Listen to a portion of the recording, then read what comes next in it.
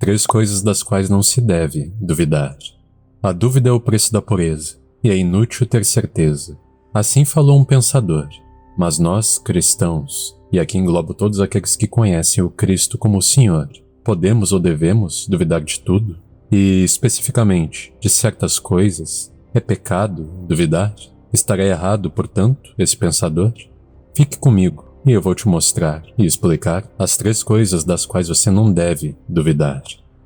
Seja muito bem-vindo ao Verbo Sagrado, a homenagem ao nome de Deus. E seja bem-vindo também à nossa playlist chamada Como Ser o Sábio Cristão. Esse vídeo estará lá, deixo o link para ela na descrição e o card está aparecendo aqui em cima. Eu me chamo Nicolas Vernetti e ficariam vós surpresos com o quão puramente cheio de dúvidas eu sou, mas estou aqui para passar adiante o que aprendi a não duvidar. E tudo que te peço em troca é que deixe aqui embaixo o seu like e o seu comentário. E se acha que estou fazendo um bom trabalho, se esse conteúdo está acrescentando algo à sua vida, à sua sabedoria, se inscreva no canal e ative o sininho. Assim você não corre o risco de perder algo que possa vir a ser de seu interesse e ainda por cima, nos ajuda a crescer.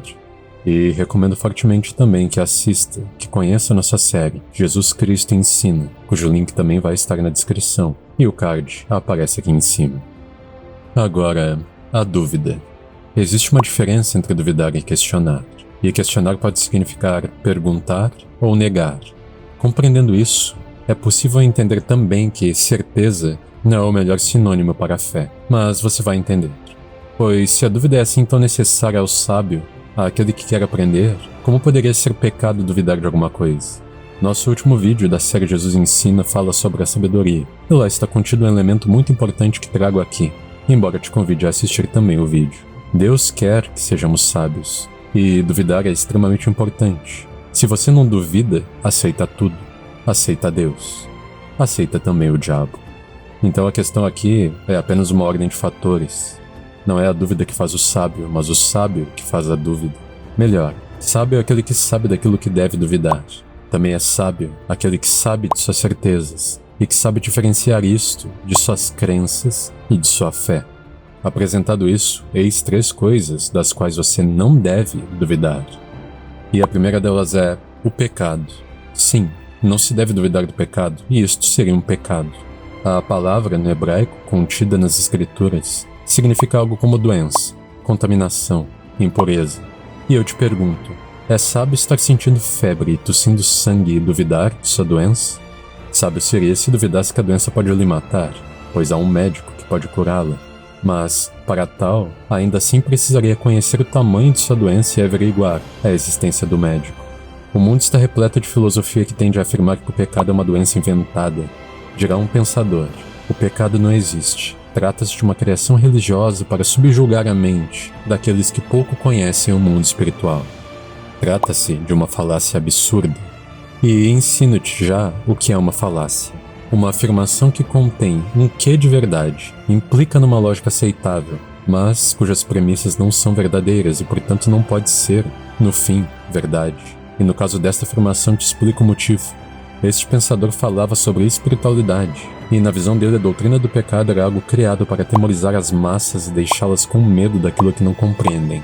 Eu poderia concordar, se não houvesse um perigo gigante numa afirmação como essa, repleta de erros grotescos. Em primeiro lugar, ele se contradiz, pois ao afirmar que o pecado não existe, ele mesmo aponta a contaminação, uma criação religiosa para subjugar. Que nome daríamos a isso, se não pecado? Pois, sendo o pecado a ignorância e tudo aquilo que deriva dela, pode-se cair em pecado por ser-se muito sábio. E temos o maior exemplo disso na Bíblia. Suponho que conheça a história de Salomão, o homem mais sábio do mundo, que teve a sua queda. E em segundo lugar, ele comete outra falácia dentro desta, que é afirmar, trata-se de uma criação religiosa. Ora, qual religião? Todas elas? Então, todas as religiões estão erradas naquilo que apontam como errado? Pecado? Então, como esse sujeito vai falar, a seguir, de espiritualidade? Melhor seria se tivesse dito libertinagem. Assim seu erro não teria sido tão grave. Melhor seria se tivesse dito assim, não existe pecado imperdoável. Porquanto houver um coração disposto a se arrepender, haverá um Deus disposto a perdoar. E o que significa isso, senão, não existe doença incurável, porquanto houver vida que anseia ser curada, haverá um médico buscando curá-la. Ora, se os céticos nos dizem o tempo inteiro, e estão errados, que nossa crença numa coisa não implica que ela exista, quanto mais os céticos, que em sua crendice na inexistência da doença, julgam-se livres dela, enquanto dela padecem. Eis porque é pecado duvidar do pecado, porque aquele que duvidar que está doente nunca buscará a cura e desafiará o conhecimento do médico, que sabe mais do que ele acerca daquilo, e assim morrerá, não por decreto do médico, mas por escolha própria, por consequência de sua ignorância. E isto nos leva à segunda coisa, e isso não será uma surpresa, pois deriva da primeira. Não se deve duvidar da existência do médico, isto é, da existência de Deus. E o argumento que uso hoje é este. Disse um sábio uma vez: não é porque um homem sente sede que isto implica que haverá água para si logo adiante. E podemos pegar essa frase de sabedoria que é, sim, verdadeira, se aplicada no contexto correto, e reescrevê-la da seguinte maneira: não é porque um homem está doente que isto implica que será curado de sua doença. Ou ainda, não é porque um homem precisa de um médico que o médico aparecerá na porta de sua casa. Todas essas afirmações estão corretas, mas se quisermos ser realmente sábios, somos obrigados a acrescentar e dizer: sim, não é porque um homem sente sede que isto implica que haverá água para si logo adiante. Mas seria louco aquele que duvidasse que só porque a água não está na sua frente, quando sente sede, que não existe, por isso, a água. Pois, se sente sede, como não existirá a bebida? Pode alguém sentir falta e padecer necessidades daquilo que não existe? Sentimos fome porque existe alimento. Se não existisse alimento, não estaremos vivos para sentir fome dele.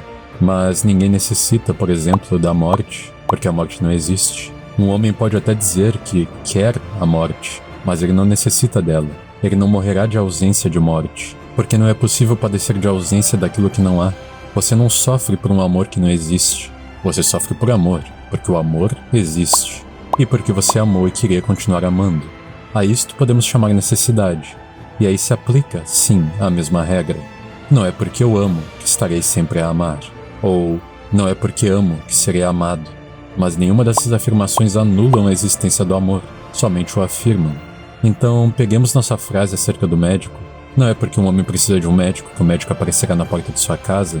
Mas, se esse homem que precisa do médico, pelo simples motivo do médico não surgir ali apenas porque ele precisa, olhar e dizer: não existe o médico, quão mais ignorante poderá ser?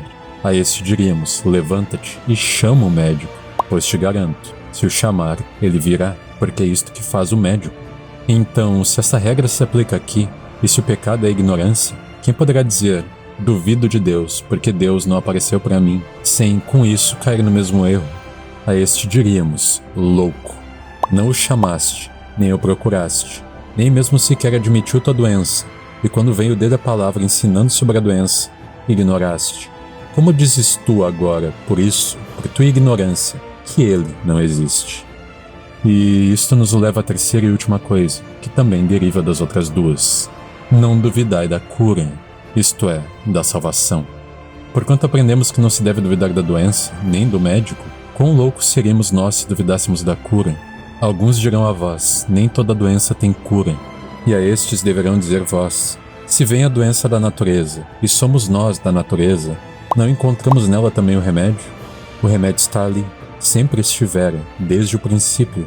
E toda vez que vem um novo vírus, uma nova contaminação, muitas vezes fora nele próprio que encontramos a cura.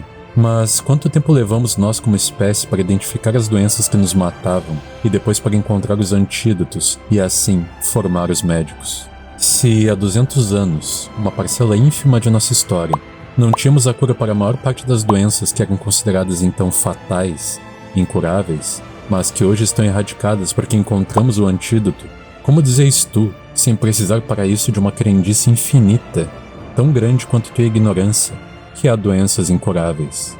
Ora, irmãos, o mundo não está repleto de homens de fé, de crentes. Está repleto, sim, de homens cheios de certezas e de crendices. O mundo não está repleto de sábios. Está repleto, sim, de faladores. O mundo não está repleto de palavra. Está repleto de fala, estéril. Pois que sábio diria que a humanidade evoluiu muito com a ida do homem à lua, se na lua há tão poucas pegadas? Ou que a humanidade evoluiu muito com o advento da internet, se todo conhecimento antes oculto sob poeira em bibliotecas está ali ao acesso de todos e nunca fomos assim tão ignorantes? Não existe fé sem obras, porque sem obras não existe fé. A fé produz obras. O que há é ignorância, que, curiosamente, como a morte não existe como coisa em si, mas de algum modo, como um veneno, se espalha, pois embora não faça obras, as destrói, seja diretamente, seja através de incentivo para que os homens não as façam. Assim é também com a salvação. A cobra não chama sua saliva de veneno, nós o chamamos, e neste mesmo veneno encontramos seu antídoto. Esta é a sabedoria da natureza. Mas se a natureza é sábia, como dirá um homem que a natureza não existe? Assim também é com a cura dos males da alma e do espírito. Já não duvidamos da doença. Muitas vezes não duvidamos nem do médico. E nisto nossa sabedoria vai crescendo. Mas verdadeiramente sábio é aquele que, sabendo dessas coisas, consegue se ver curado. Ele nunca conseguirá isso se ficar a duvidar da cura.